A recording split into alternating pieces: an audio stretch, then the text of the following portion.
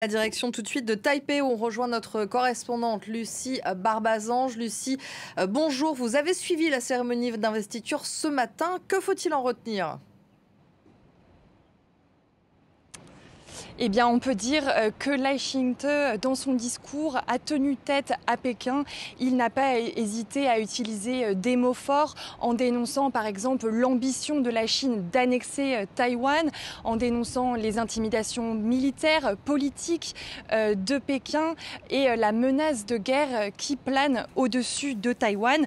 Pour lui, Taïwan doit montrer sa détermination à défendre sa nation, mais en même temps, selon le nouveau président, la paix est la seule option. Le mot paix est revenu à 23 reprises dans son discours. William Lai a aussi réaffirmé vouloir maintenir le statu quo, c'est-à-dire ni déclaration d'indépendance de Taïwan, ni unification avec la Chine, ni guerre. Il devrait donc suivre la politique de sa prédécesseur Tsai Ing-wen, fermeté vis-à-vis de Pékin et affirmation de Taïwan sur la scène internationale. Alors derrière le décorum de l'investiture, des tensions fortes existent à Taïwan. On l'a vu ce week-end où des parlementaires se sont bagarrés. Qu'est-ce qui s'est passé exactement ? Tout d'abord, il faut rappeler que le parti de Lai Ching-te, le parti démocrate progressiste, a perdu sa majorité au Parlement en janvier. Vendredi, l'opposition a voulu faire passer une réforme. Un de ses objectifs, donner plus de pouvoir au pouvoir législatif, par exemple avec un pouvoir d'enquête qui serait octroyé aux députés. Mais la séance a viré au chaos avec des députés qui se sont battus, certains qui ont dérobé des textes de loi et même qui ont fini hospitalisés. La présidence de Lai Ching-te s'annonce donc compliquée avec des blocages au niveau législatif. Il a dit, je cite ce matin dans son discours, « Le Parlement actuel est le résultat du choix du peuple ». Il a ainsi rappelé à l'ordre les députés du Parlement, une phrase qui a été applaudie par la foule présente ce matin. Merci beaucoup Lucie pour toutes ces précisions. Je vous propose d'écouter un extrait du discours d'investiture de Lai Ching-te.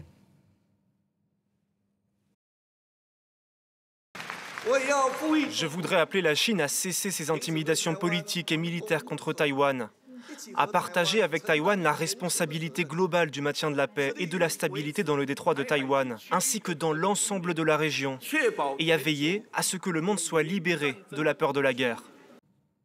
Alors, Monsieur Wu, on vient d'entendre Lai Ching-te qui a déclaré, malgré tout, quand même, vouloir essayer de renouer aussi également peut-être ce dialogue avec Pékin. Est-ce qu'on peut considérer que c'est possible, sachant qu'on sait que depuis plusieurs années, eh bien, ce dialogue est au point mort ?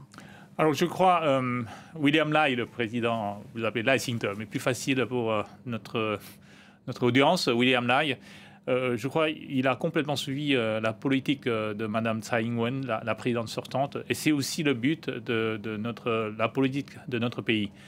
Donc c'est défendre le statu quo, de ne pas provoquer la Chine. Et nous avons toujours voulu montrer notre bonne volonté de vouloir discuter avec la Chine. De toute façon, nous devons discuter avec la Chine parce que Taïwan aussi fait beaucoup de commerce avec la Chine. Il y a aussi des Taïwanais qui travaillent en Chine. Et je crois tout le monde, je parle bien tout le monde, a la responsabilité de maintenir la paix et la stabilité de la région. Parce qu'il y a, si vous voulez, 60% des conteneurs qui passent dans le détroit de Taïwan. Si on bloque Taïwan, ce ne sera pas simplement Taïwan qui sera bloqué. Il y aura également la Chine, le Japon, la Corée, l'Asie du Sud-Est, tout ça. Donc c'est un intérêt mondial de maintenir le statu quo.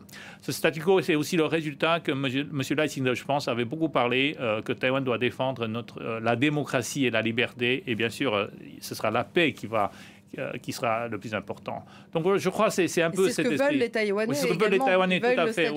Ils préfèrent d'ailleurs ce statu quo à peut-être un référendum sur l'indépendance. il n'y aura pas de référendum d'indépendance. C'est-à-dire parce que Taïwan n'arrivera pas. Oui, Taïwan c'est un pays souverain et je crois que M. Lai Ching-te est complètement rentré aussi dans ce système-là. Maintenant, il est élu par la constitution de notre pays et donc c'est-à-dire référendum, c'est une sorte de narrative qui avait été imposée par la Chine et pour accuser Taïwan d'être le troublemaker, c'est-à-dire le provoqueur des problèmes. Mais les Taïwanais, pendant les 8 années, on n'en parle plus de ça. Bon, ça se parle peut-être pour certaines gens, et puis comme des gens qui sont sous le narratif chinois, le dit que Taïwan a cette volonté, c'est-à-dire garder le statu quo pour la Chine, c'est considéré comme une déclaration d'indépendance. Donc les Chinois ont été très furieux cette fois-ci parce que M. William Lai n'a pas dit qu'il fallait se rapprocher, c'est-à-dire, selon eux, de faire une partie de la Chine. Nous, c'est défendre notre constitution. Je crois que personne ne peut nous accuser. Défendre la liberté, la stabilité et la paix. Et je crois que ça, c'est le plus important, le mot à retenir. François Wu, cette nouvelle présidence s'inscrit dans une forme de continuité à Taïwan. Mais par ailleurs, on sait que la présidente Tsai était quelqu'un d'assez, qui avait un rôle presque d'équilibriste diplomatique pendant 8 années, et que sur le plan du caractère propre, on n'a pas du tout, avec le nouveau président, les mêmes personnes. Est-ce que ça veut dire que cette continuité va faire long feu? Et on a vu ce discours qui était quand même pas un discours très hérité de la présidente Tsai. Est-ce que le président Lai va être plus offensif? Et d'ailleurs, on a vu déjà les réactions de Pékin qui ne sont pas fait attendre en marge de ce discours d'investiture aujourd'hui. Alors, je ne pense pas que William Lai va être plus offensif. Il va être plus ferme pour défendre la constitution de Taïwan. Alors, ce que Mme Tsai avait fait pour montrer la bonne volonté de Taïwan, c'est d'éviter d'appeler la Chine la Chine. Il appelait la Chine le continent. Alors, vous savez, à Taïwan, si on appelle la Chine, ben, c'est une provocation. Même ça, c'est une provocation. Alors, cette fois-ci, M. Lai a prononcé à plusieurs reprises la Chine, et pour distinguer la Chine de Pékin, et puis, si vous voulez, la Chine de Taïwan, parce que le nom officiel de Taïwan, c'est la République de Chine. Et même ça met les Chinois en colère. C'est-à-dire, même si on met 2 Chines, pour eux, c'est une forme de déclaration d'indépendance. Donc, je crois, sur certains points, bien sûr, William Lai est plus ferme que Mme Tsai, mais en général, c'est le statu quo. Alors, la République de Chine n'est pas reconnue par la France. La République de Chine est reconnue par uniquement 12 pays. Nous, c'est-à-dire, c'est un pays souverain, reconnu par 12 pays, mais qui est décidé par le peuple qui vit à terme. Et je pense que ça, c'est universel. Donc, je pense qu'on n'est pas reconnu par la France, ni par les États-Unis, ni par le Japon, mais ça n'empêche pas que Taïwan, ou la République de Chine à Taïwan, c'est un pays souverain. Et je crois que c'est très important de rappeler à tout le monde. Alors, vous serez bientôt de retour à Taïwan, puisque vous avez été nommé vice-ministre des Affaires étrangères. Quelles vont être vos prérogatives? Et vous parlez notamment de ce statut, du fait que Taïwan n'est pas est reconnu par 12 pays, mais n'est pas reconnu par d'autres pays. Vous allez également œuvrer pour une plus grande reconnaissance auprès de d'autres pays? Alors, je crois que je vais continuer à faire ce que j'ai fait en France, c'est-à-dire parler du statu quo. Je vais aussi essayer de clarifier quand même pas mal de choses que nous l'avons toujours fait. C'est-à-dire, Taïwan ne fait pas partie de la Chine, mais la Chine effectivement fait partie de Taïwan. La Chine, c'est un élément à Taïwan. Et Taïwan, c'est une alternative du monde sinophone. C'est-à-dire, le monde sinophone n'est pas condamné à uniquement suivre le système politique de M. Xi Jinping. Donc, les sinophones ont aussi le droit de jouir la démocratie, la liberté. Et je pense avec ce discours-là, et bien sûr, il y a aussi, j'ajouterais très rapidement, c'est-à-dire personne ne peut accepter les conséquences d'une attaque chinoise vers Taïwan. Et donc, Taïwan maintenant détient la technologie des semi-conducteurs les plus sophistiqués. C'est 92% des semi-conducteurs les plus sophistiqués sont fabriqués à Taïwan. Je vais même aller encore un peu plus loin. Maintenant, on parle beaucoup de l'intelligence artificielle. L'intelligence artificielle travaille sur des unités qu'on appelle des GPU. C'est des CPU, c'est-à-dire des centres de calcul graphique. Et là, c'est 100% made in Taïwan. Donc, un des clés d'avenir se trouve à Taïwan. Nous, avec ça, et que Taïwan ne veut pas provoquer la Chine. Nous aussi, on parle des valeurs, c'est-à-dire de la démocratie, de la liberté, en s'appuyant sur tous ces arguments qu'il y en a qui sont quand même récents, parce que quand on parle des semi-conducteurs, c'est 3-4 années, c'est Mme Tsai qui l'a fait valoir maintenant, qui fait que Taïwan maintenant est reconnu et beaucoup vu dans le monde. Je crois qu'on pourra essayer de travailler avec tout le monde. Je crois que c'est le plus important, c'est on travaille avec tout le monde pour défendre nos intérêts. C'est pas défendre Taïwan, mais c'est défendre l'intérêt du monde, la paix, la stabilité, et c'est aussi la technologie de l'avenir. Le président Xi Jinping, le président chinois, était en tournée diplomatique, un voyage en France il y a deux semaines à peine. Et pour cette occasion, il n'a pas été fait mention de Taïwan. De mémoire, je cite le président français Macron dans les propos liminaires qui parlait de garantir la sécurité, je le cite de mémoire, des deux côtés du détroit, mais pas de mention de Taïwan. Ce n'était pas du tout le cas en 2019 lors de la dernière visite du président chinois. Alors de ne pas parler du tout de Taïwan quand il y a une grande visite, une grande rencontre diplomatique Chine-Europe, Chine-France, c'est une bonne nouvelle pour Taïwan ou c'est pas une bonne nouvelle? Alors, ça dépend comment nous regardons ça. Parce que déjà 60 ans pour la Chine, c'est comme un siècle. C'est vraiment un anniversaire très important, c'est-à-dire pour célébrer l'établissement des relations diplomatiques entre la France et la Chine. Donc, normalement, eux, ils devraient parler des choses importantes. La question la plus sensible pour la Chine, c'est Taïwan. Et ils n'en ont pas parlé. Donc, je pense que si je vois sur ce point-là, je dois me féliciter. Je pense que les Chinois, certainement, ont voulu parler de Taïwan, mais que la France a résisté. Alors, la France, cette fois-ci, c'est vraiment pour parler de l'Ukraine et aussi des problèmes économiques entre vous et la Chine. D'ailleurs, j'ouvre une petite parenthèse. Maintenant, les problèmes économiques entre vous et la Chine, c'est énorme, c'est grave. Vous savez, les 10 dernières années, les Chinois, le commerce entre la Chine et les États-Unis ont réduit de moins de 3%. Bon, la Chine a grandi, hein, mais les relations commerciales entre la Chine et les États-Unis, c'est moins 3. Avec le Japon, c'est moins 3. Mais avec vous, les Europes, ça a augmenté plus de 230%. Donc je crois qu'il y a un problème de surproduction chinois et qui est venu chez vous. Donc pour vous, tout ça, c'est beaucoup plus grave pour le moment de parler de Taïwan. Et je sais, bon, plus ou moins, ils ont parlé en privé. C'est-à-dire, qu'est-ce qu'ils se sont dit alors parce que... Je crois que la France a aussi voulu dire aux Chinois qu'il y a des intérêts français sur place.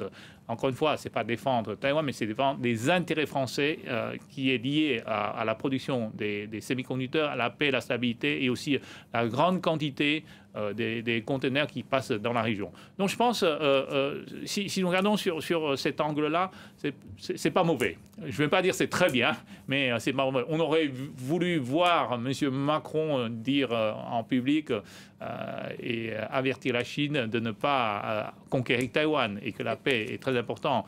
Mais chaque pays a ses intérêts qui sont maintenant les plus importants. Il y a une priorité. Donc sur ce point-là, au moins, on n'a pas parlé que la France allait considérer comme Taïwan faisant partie de la Chine. Et je pense que déjà, c'est très bien pour nous. Ce n'était pas le cas il y a 10 ans, il y a 20 ans. Hein. Emmanuel Macron avait déjà créé la polémique il y a quelques mois quand il était allé en Chine. Et il avait dit la pire des choses serait de penser que nous devrions être suivis, c'est nous adapter au rythme américain et à une surréaction chinoise.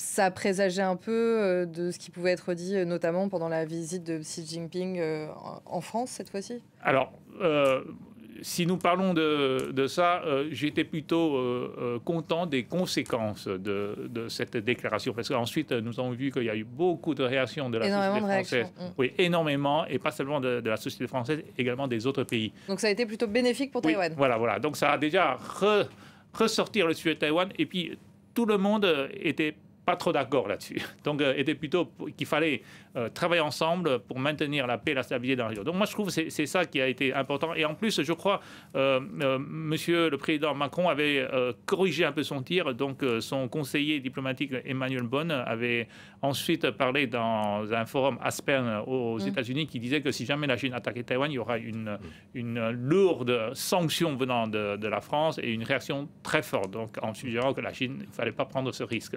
Donc, je pense les réactions étaient plutôt bonnes et c'est ça qui m'a beaucoup rassuré parce que je vois que c'est quand même un intérêt. Tout le monde est plus ou moins d'accord sur ce sujet-là. Et on vous sent effectivement rassuré, mais il y a toujours le spectre quand même de cette défiance structurelle entre la Chine populaire contre Taïwan. Ne pensez pas que dans ce contexte extrêmement agité en termes de relations internationales, je pense à l'Ukraine, je pense au Proche-Orient, où finalement Pékin aurait une petite fenêtre d'opportunité, puisqu'en fait le monde global est plus occupé ailleurs pour faire une grosse démonstration de force sur Taïwan. Alors si vous voulez, vous regardez ce qui se passe actuellement dans la zone Indo-Pacifique, je pense que c'est plutôt rassurant parce que là, je ne sais plus si c'est terminé oui ou non, mais récemment, il y a eu un exercice militaire d'une très grande ampleur fait par les Américains et les Philippins. Et jamais ils ont fait une telle exercice militaire aussi grande. Et ça a été épaulé aussi par... Et Washington vous aiderait, viendrait à l'aide de Taïwan si Pékin tentait d'envahir, comme Washington est venu à l'aide de l'Ukraine, ça fait beaucoup. Alors, déjà, je vous dis, je vais parler des exercices militaires entre les États-Unis et les Philippines, mais tous les jours, maintenant, nous avons des exercices militaires qui se trouvent sur place. Donc, c'est aussi beaucoup de réactions ou beaucoup de moyens qui sont déployés sur place. L'autre chose, ce que je voulais toujours dire, si jamais la Chine attaque Taïwan, de toute façon, ce sera trop tard. Bon, Taïwan sera fini, parce que détruit par les missiles, mais également la France. C'est-à-dire quand je dis détruit, c'est pas la Chine va vous attaquer, mais votre mode de vie détient beaucoup de la production des semi-conducteurs à Taïwan. Donc, les téléphones portables, les voitures, les voitures électriques, les ordinateurs, les frigos, les avions, tout ça, il n'y aura plus de semi-conducteurs. Donc moi, je pense le monde ne peut tout simplement pas accepter cette conséquence. Donc je pense maintenant, ce qu'il faut faire, c'est encore renforcer tout le monde, de regarder ça, de dissuader la Chine de ne pas attaquer Taïwan. Et je crois que c'est ça qui coûtera le moins cher. Ce n'est pas de dire, si jamais la Chine attaque Taïwan, quelle sera la réaction des États-Unis, du Japon ou de la France. De toute façon, ce sera trop tard. On sera très mal, mais vous ne serez pas épargné des conséquences de cette guerre. Monsieur Wu, on parle beaucoup de l'impact hors des frontières également de Taïwan, mais avec ce nouveau président, avec William Lee, qu'est-ce qui est attendu notamment par les jeunes générations taïwanaises d'un point de vue économique? Il y a différents défis auxquels il va devoir s'attaquer et ils sont assez nombreux. Oui, alors la vie à Taïwan, surtout de la nouvelle génération, ressemble beaucoup de la jeune génération en France ou en Europe. Donc, une des raisons pour laquelle on a perdu la majorité, vous venez de le dire, c'est parce qu'on n'a pas su bien résoudre... Majorité au Parlement. Oui, tous les problèmes de la jeunesse qui concernent l'achat des maisons ou le pouvoir d'achat, et aussi, c'est-à-dire pour leur garantir un avenir qu'eux, ils ont plus de confiance. Donc je crois, si vous regardez déjà le discours de William Lai, et puis de ce qu'il avait parlé pendant ces 4 derniers mois, et aussi la nomination des nouveaux ministres au sein du gouvernement, il a mis beaucoup de priorités sur les ministères d'économie, de commerce, tout ça. Il a trouvé des ministres qui ne sont pas venus du monde politique, mais plutôt du monde industriel. Donc ça se voit très bien. Bon, pour M. William Lai, la priorité, c'est la jeunesse, et c'est aussi l'économie de Taïwan, et ce n'est pas d'aller provoquer la Chine. Donc moi, je pense que sur ça, on peut être très rassuré pour l'orientation politique du nouveau président William Lai et aussi du nouveau gouvernement. Merci beaucoup François Ching-Chungu d'avoir été avec nous, d'avoir répondu à nos questions. Merci également à Cyril Payen.